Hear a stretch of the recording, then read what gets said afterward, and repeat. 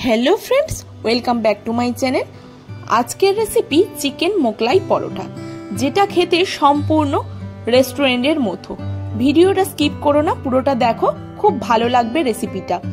आमार चैनेले जदि तुमी नतुन हये थाको अवश्यई सबस्क्राइब करे पाशे थाका बेल आइकनटी प्रेस करे देबे, जाते एरकम सुंदर सुंदर रेसिपि तोमरा नोटिफिकेशन पेये जाओ। प्रथमे निये नियेछि आमि 400 ग्राम परिमाण मयदा, ताते दिये दिलाम परिमाण मतो नुन, परिमाण मतो चिनी और सादा तेल दिए खूब भालो करे आमी मयम देबो। खूब भालो करे माखाते होबे जाते समस्त उपकरणटा खूब भालो करे मिक्सड हये जाय।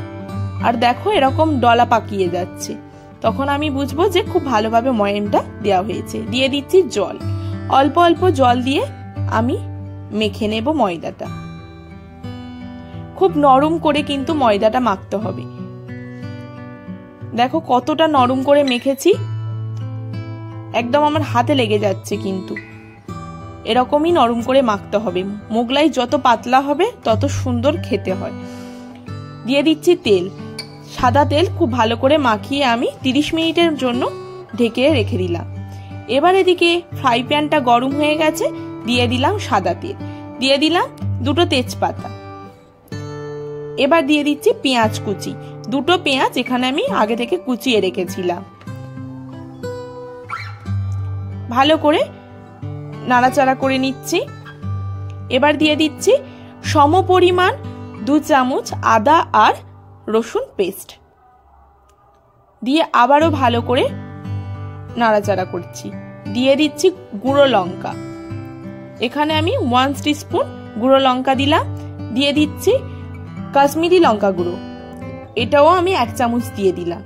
দিয়ে ভালো করে মিক্সড করে নিচ্ছি।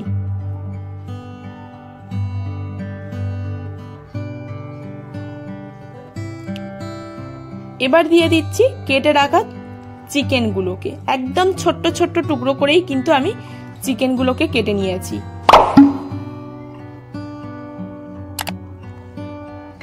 খুব ভালো করে মিক্সড করে নিচ্ছি যাতে চিকেন গুলোর মধ্যে লেগে যায়। এবার দিয়ে দিলাম পরিমাণ মতো নুন। চিকেন গুলো কিন্তু আমি কিচ্ছু মাখাইনি, দেখতেই পেলে তোমরা, একদম শুধু চিকেনটাই ছিল।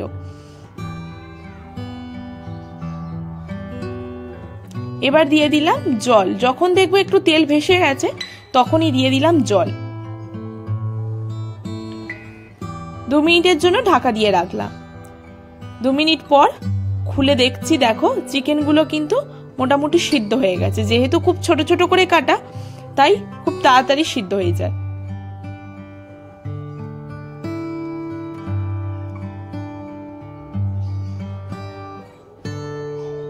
দিয়ে দিচ্ছি গরম মশলা, পরিমাণ মতো দিয়ে দিলাম গরম মশলা। চিকেনে গরম মশলা না দিলে কিন্তু একদম হয়ই না, তাই গরম মশলা দিয়ে ভালো করে নাড়িয়ে রেখে দিলাম। এবার দিয়ে দিচ্ছি গুঁড়ো। কিসের গুঁড়ো বলো তো? বিস্কুটের গুঁড়ো। বিস্কুটের গুঁড়োটা দিয়ে ভালো করে মিক্সড করে নিচ্ছি। দেখো একদম ঝরঝরে হয়ে গিয়েছে কিন্তু চিকেন গুলো, আর কোনো চিকেনের তোমার গ্রেভি নেই।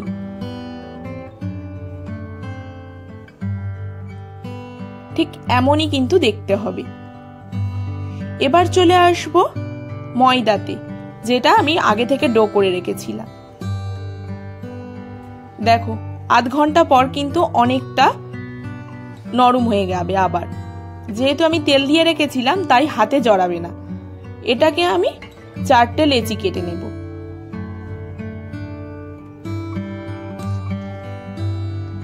ময়দাটা একটু বেশি হচ্ছিল বলে আমি এখানে 5টা করে নিয়েছি।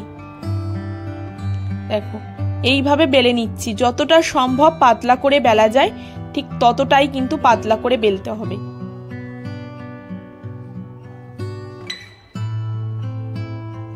এদিকে আমি কড়াইতে বেশি করে তেল দিয়ে দিলাম। তেলটা গরম হচ্ছে, একটা ডিম ফাটিয়ে নিলাম।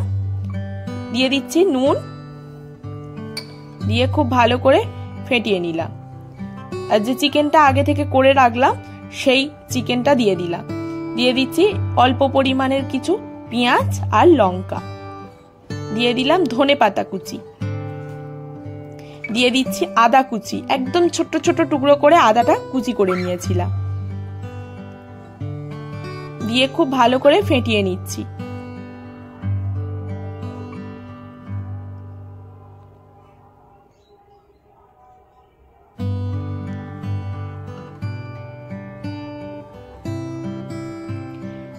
এবার দেখো দু সাইডটা এইভাবে ঠিক মুড়ে নিতে হবে। নিয়ে একদম মাঝ বরাবর যে মিক্সটা আমি করলাম সেটা আমি এখানটায় দিয়ে দেব। ঠিক এইভাবেই কিন্তু দিতে হবে। দিয়ে আস্তে করে করে দেখো আলতো হাতে আমি এরকম ভাবে বিছিয়ে দিলাম, মানে পুরোটা যাতে ভর্তি হয়ে থাকে সেইভাবে দিয়ে দিলাম। দিয়ে পুরো এরকম মুড়ে দিলাম।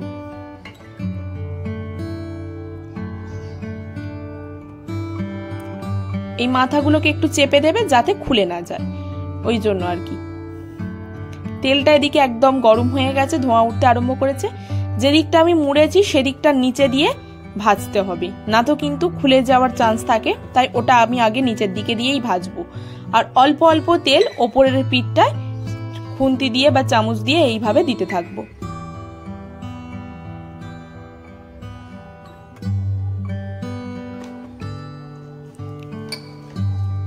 আস্তে করে আমি উল্টো পিঠটা তেলের দিকে দিয়ে দিচ্ছি।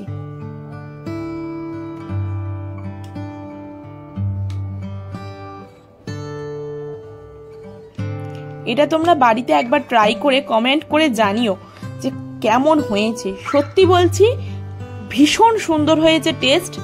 তোমরাও বাড়িতে একবার বানালে প্রেমে পড়ে যাবে জাস্ট রেসিপিটার উপর।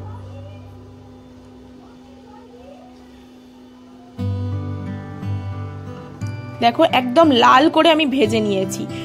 মোগলাই মুচমুচে না হলে কিন্তু খেতে একদমই ভালো লাগে না। একদম লাল করে ভেজে নিয়েছি। ভাজাটা আমার কমপ্লিট হয়ে গেছে। এবার আমি তুলে নিলাম। নিয়ে মোগলাইটা যেমন কেটে সার্ভ করে রেস্টুরেন্টে ঠিক তেমন ভাবেই আমি কেটে সার্ভ করব। দেখো ভিতরটা কিন্তু সম্পূর্ণ হয়েছে, কোথাও দেখো কাঁচা অংশ কিচ্ছু নেই। ঠিক আছে, একদম মিডিয়াম ফ্লেমে ভাজবে, দেখবে ভিতরটা খুব সুন্দরভাবে তৈরি হয়ে যাবে। সস আর স্যালাড দিয়ে একদম পরিবেশন করতে পারো, কিন্তু মোগলাইয়ের সাথে আলুর তরকারি না হলে চলে বলো, তার জন্য করে নেব এবার আলুর তরকারি। দিয়ে দিলাম অল্প পরিমাণের তেল, তাতে দিয়ে দিলাম একটা পেঁয়াজ কুচি। পেঁয়াজটা একটু লাল হলেই দিয়ে দিচ্ছি 1 চামচ আদা আর রসুনের পেস্ট।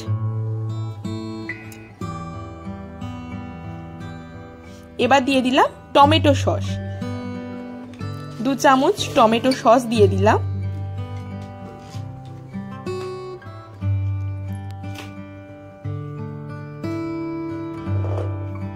এবার দিয়ে দিচ্ছি পরিমাণ মতো হলুদ গুঁড়ো, পরিমাণ মতো লঙ্কা গুঁড়ো দিয়ে ভালো করে মিক্সড করে নিচ্ছি।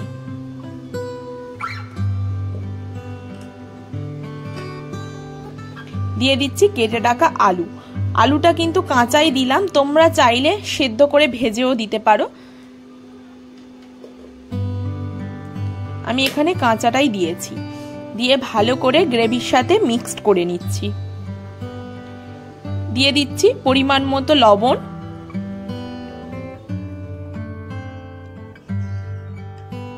দিয়ে ভালো করে মিক্সড করে নিচ্ছি। এবার দিয়ে দিলাম পরিমাণ মতো জিরে গুঁড়ো। এখানে আমি 1/2 চামচ জিরে গুঁড়ো দিয়েছি। দিয়ে দিচ্ছি 1/2 চামচ চিনি, দিয়ে ভালো করে মিক্সড করে নিলাম।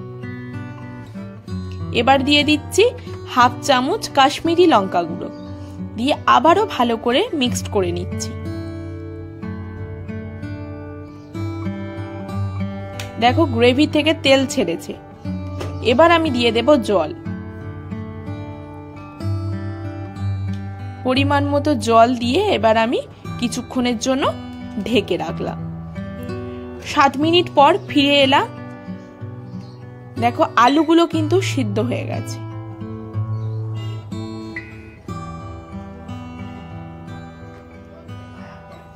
দিয়ে দিচ্ছি গরম মশলা গুঁড়ো,